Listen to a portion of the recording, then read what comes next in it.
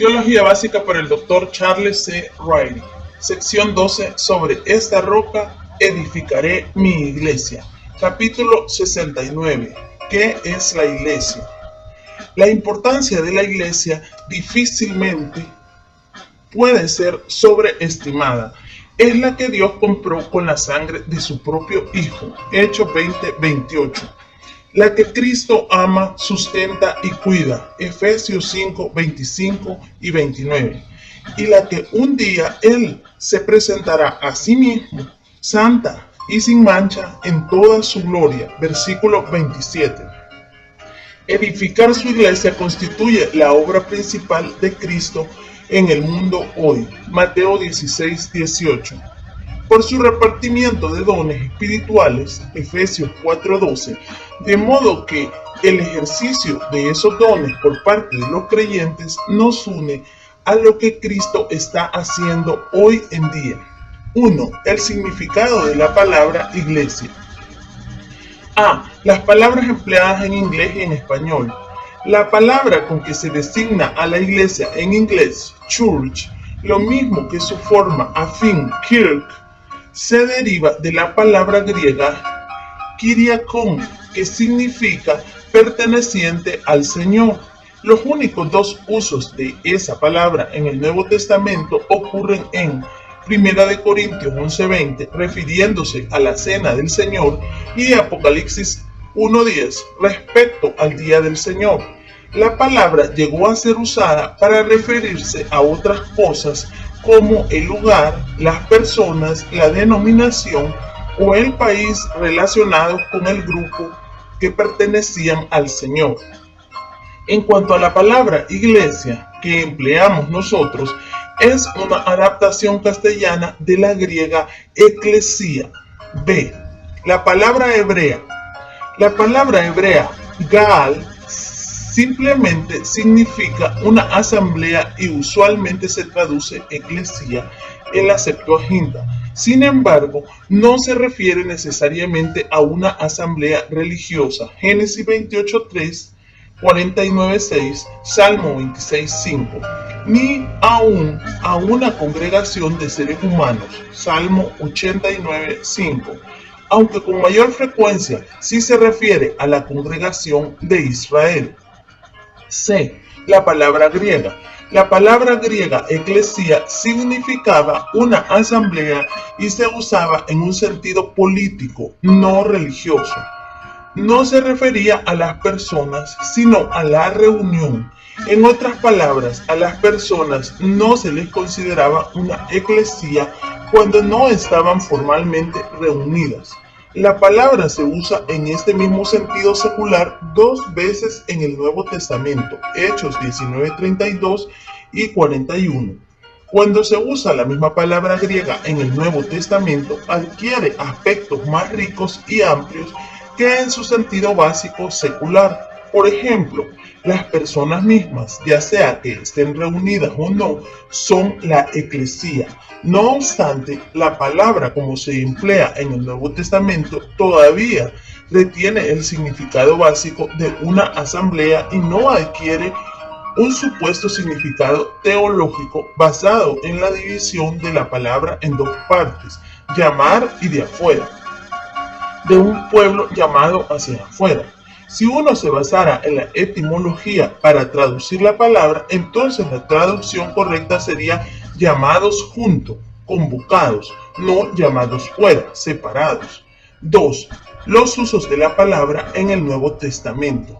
Si la palabra iglesia tiene que ver con un grupo reunido, entonces los diferentes usos del concepto en el Nuevo Testamento debieran decirnos A. cuál es el carácter o la naturaleza del grupo reunido, y B. cuál es el propósito y las razones para que esta asamblea particular se congregue. A. Hechos 19:39 y 41. Aquí el grupo estaba compuesto de personas paganas cuya razón para congregarse fue la de ejercer un privilegio político. Los ciudadanos de esta ciudad libre tenían derecho a reunirse en asamblea legislativa lo cual hacían 3 veces al mes, pero en esta ocasión la reunión era ilegal, lo cual Roma no miraría con beneplácito. De allí la urgencia del escribano de la ciudad en lograr que las personas se dispersasen. B. Hechos 7:38. Aquí el grupo se componía de israelitas reunidos para recibir la ley de Dios por medio de Moisés. El carácter de este grupo era mixto en cuanto a lo espiritual. Algunos personal e individualmente tenían la relación correcta con Dios, pero no todos.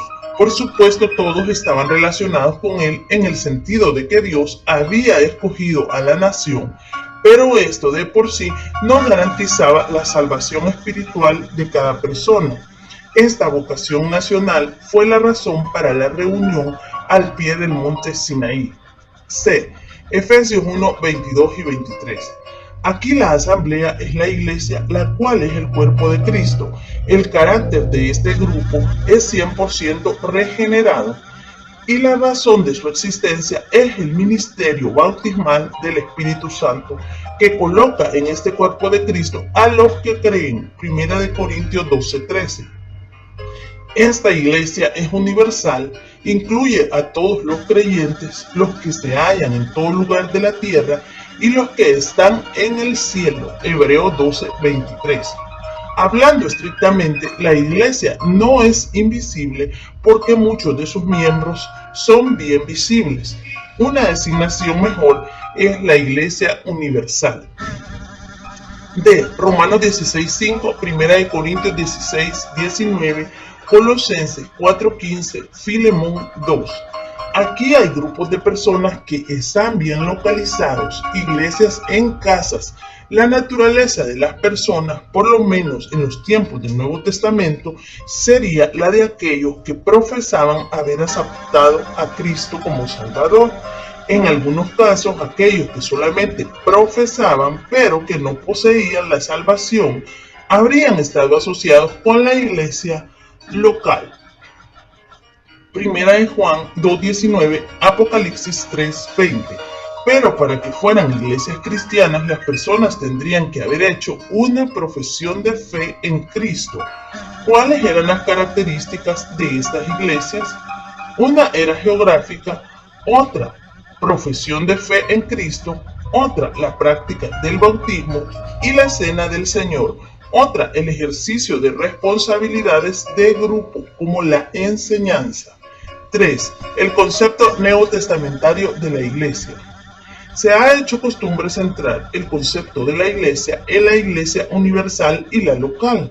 Algunas veces erróneamente a las categorías se les llaman invisible y visible, pero aún universal y local. No parecen abarcar todas las facetas del concepto.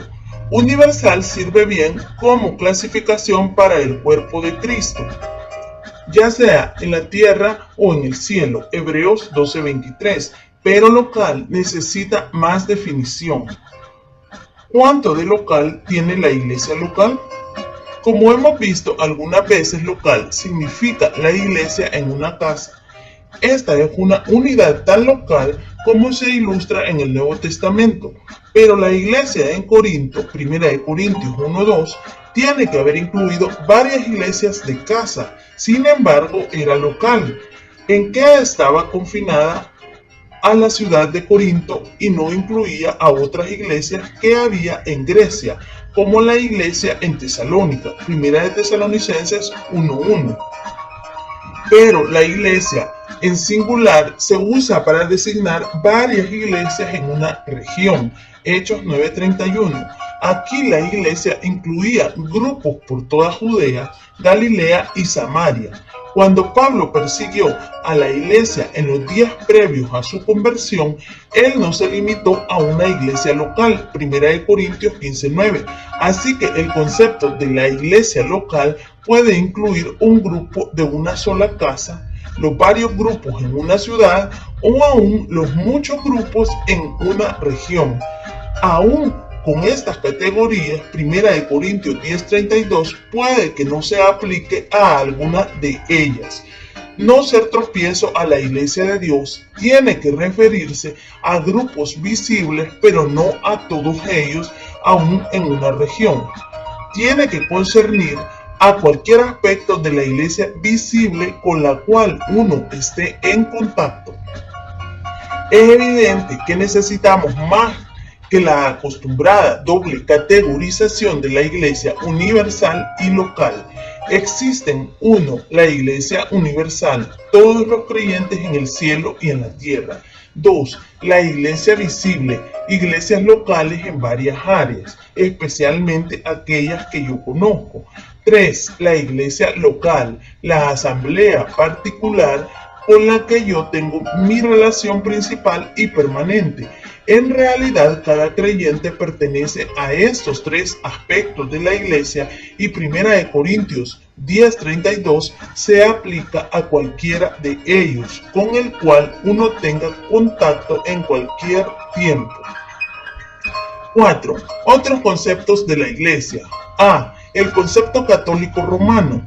El concepto católico romano de la Iglesia es que es una sociedad divinamente constituida, compuesta de miembros de cada raza y nación, en la que todos mantienen la misma fe, usan los mismos sacramentos como medios de santidad y salvación, y son gobernados benignamente por el sucesor de San Pedro, el vicario de Cristo, el Papa. C.B. Palen, Catholic Church, The New Catholic Dictionary, New York, The Universal Knowledge Foundation, 1929, páginas 180 y 181. B. El concepto anglicano. El concepto anglicano declara que la Iglesia visible de Cristo es una congregación de hombres fieles en la cual se predica la palabra de Dios y donde los sacramentos se ministran apropiadamente de acuerdo a la ordenanza de Cristo. Artículo 19 de los 39 artículos de la Iglesia de Inglaterra. La Iglesia anglicana está, por supuesto, bajo el liderazgo temporal del rey o reina de Inglaterra. C. El concepto de la Iglesia reformada. La Confesión de Fe de Westminster afirma: la Iglesia católica o universal, la cual es invisible, se compone del número total de los elegidos.